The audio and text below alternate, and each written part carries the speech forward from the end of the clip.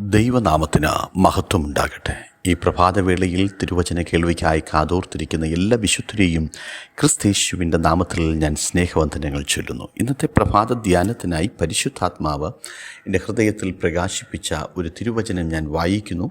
യാക്കോബിൻ്റെ ലേഖനം 5-ാം അധ്യായം അതിൻ്റെ 17-ാമത്തെ വാക്യം. ഏലിയാവ് നമുക്ക് സമസ്വഭാവമുള്ള മനുഷ്യൻ ആയിരുന്നു. ഏലിയാവ് നമുക്ക് സമസ്വഭാവമുള്ള മനുഷ്യനായിരുന്നു. പ്രിയരെ, യാക്കോബ് ലേഖനം എഴുതുമ്പോൾ പഴയ നിയമത്തിൽ രാജാക്കന്മാരുടെ പുസ്തകത്തിൽ വളരെ ശക്തമായി ദൈവം ഉപയോഗിച്ച ദൈവത്തിൻ്റെ ദാസനായ ഏലിയാവിനെയും എടുത്തു കാണിച്ചിട്ട് പരിശുദ്ധാത്മാവിൽ യാക്കോബ് പറയുക, ഏലിയാവ് നമുക്ക് സമസ്വഭാവമുള്ള മനുഷ്യൻ, നമ്മെ പോലെയുള്ള ഒരു മനുഷ്യൻ, വെരി ഓർഡിനറി പേഴ്സൺ, വളരെ സാധാരണക്കാരനായൊരു വ്യക്തി, പക്ഷെ ദൈവത്തിൻ്റെ അഭിഷേകത്താൽ നിറഞ്ഞവൻ. ഒരിക്കൽ ഏലിയാവിൻ്റെ ജീവിതത്തിൽ, നമ്മുടെ ജീവിതത്തിലൊക്കെ പലപ്പോഴും നമ്മൾ പ്രതീക്ഷിക്കാത്ത നിലവാരത്തിൽ തകർന്നു പോകാറുണ്ട്. ആത്മീയമായി വളരണമെന്ന് ആഗ്രഹിക്കുമ്പോൾ, ആത്മീയമായി ഉയരണമെന്ന് ആഗ്രഹിക്കുമ്പോൾ ഏതോ ഒരു വാക്ക് കേട്ടു തളർന്നുപോയി.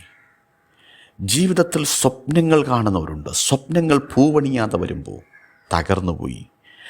പല വഴികൾ പരിശ്രമിച്ച് നഷ്ടങ്ങൾ വന്നവരുണ്ട്. പരിഹാസങ്ങൾ കേൾക്കുന്നവരുണ്ട്.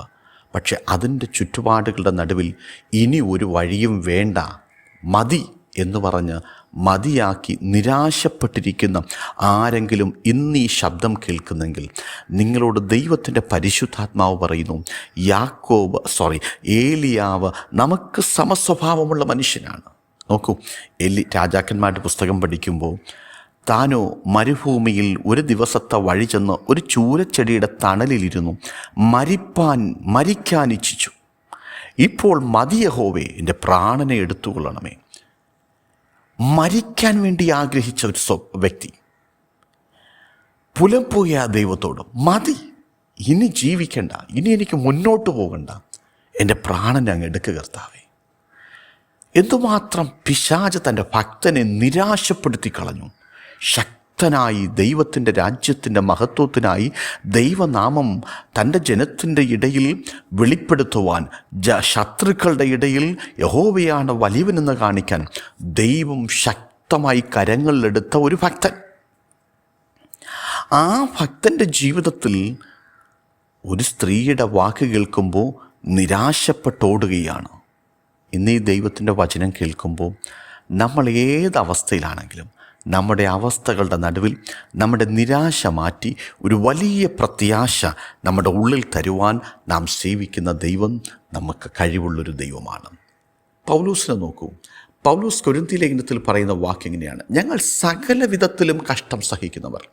നിരാശ നമ്മുടെ ഉള്ളിൽ കയറി വരുന്ന എപ്പോഴാണ്? കഷ്ടതകൾ വരുമ്പോഴാണ്. പൗലോസ് പറയുന്നു, ഞങ്ങൾ സകല വിധത്തിലും കഷ്ടം സഹിക്കുന്നവർ, എങ്കിലും ഇടുങ്ങിയിരിക്കുന്നില്ല. ബുദ്ധിമുട്ടുള്ളവർ, എങ്കിലും നിരാശപ്പെടുന്നില്ല.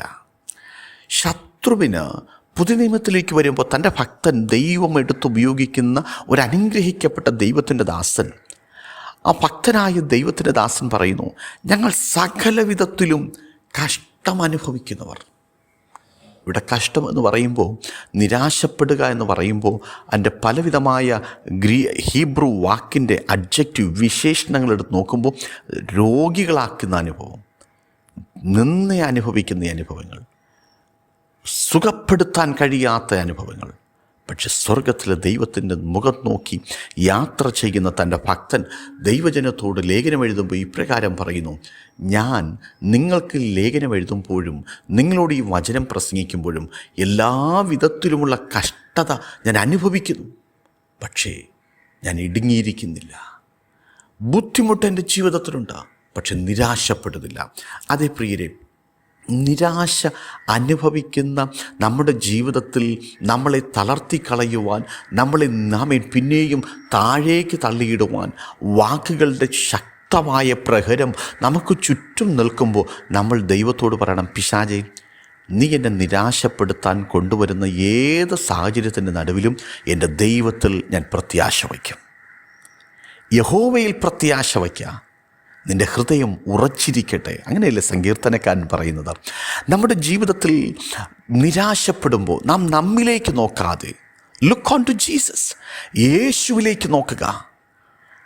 തിരുവചനം പറയുന്നു, അവൻ്റെ മുഖത്ത് നോക്കിയ, ആ കർത്താവിൻ്റെ മുഖത്ത് നോക്കിയ ആരും ലജ്ജിച്ചു പോകാൻ ദൈവം അനുവദിച്ചിട്ടില്ല. ഏത് വിഷയത്തിലാണ് നാം ഭാരപ്പെടുന്നത്?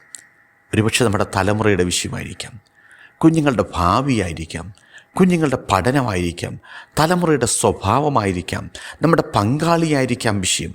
എന്തോ ആയിക്കോട്ടെ പ്രിയരെ, ആ വിഷയത്തിന് നടുവിൽ ഇന്നുവരെ നാം നോക്കിയത് നമ്മിലേക്കാണ്, നമ്മുടെ കഴിവുകളിലേക്കാണ്.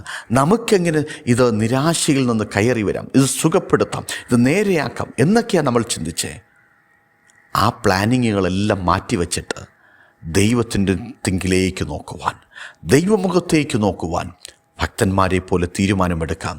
അതേ പ്രിയരെ, യോബും പറയുന്നു. യോബിൻ്റെ പുസ്തകം 6-ാം അധ്യായം അതിൻ്റെ 26-ാമത്തെ വാക്യത്തിൽ യോബിൻ്റെ പുസ്തകത്തിൽ പറയുന്നത് ഇങ്ങനെയാണ്: ആശയറ്റവൻ്റെ വാക്കുകൾ കാറ്റിന് തുല്യമാണ്. കാറ്റ് എവിടെ നിന്നോ വരുന്നു, എവിടേക്കോ പോകുന്നു. ആശയറ്റവൻ, പ്രത്യാശയില്ലാത്തവൻ. പക്ഷേ ഇന്ന് നമുക്ക് ഒരു പ്രത്യാശ ഉള്ളിൻ്റെ ഉള്ളിലുണ്ടാകട്ടെ. പിശാചേ, ഏലിയാവ് എനിക്ക് സമസ്വഭാവമുള്ള മനുഷ്യൻ. ഏലിയാവിനെ ദൈവം എന്ത് ചെയ്തു? അടകൊടുത്തു, നിരാശ മാറ്റി. ആഹാബിൻ്റെ രഥത്തിൻ്റെ മുൻപിലേക്ക്, നിരാശപ്പെടുത്തിയവൻ്റെ രഥത്തിന് മുൻപിലോടുവാൻ സ്വർഗത്തിലെ ദൈവം സഹായിച്ചതുപോലെ ഇന്നത്തെ സാഹചര്യങ്ങളുടെ മുൻപിൽ ഓടിക്കയറാൻ ഈ തിരുവചനം നമ്മെ ബലപ്പെടുത്തട്ടെ. പരിശുദ്ധാത്മാവ് നമ്മെ ശക്തീകരിക്കട്ടെ. May God bless U.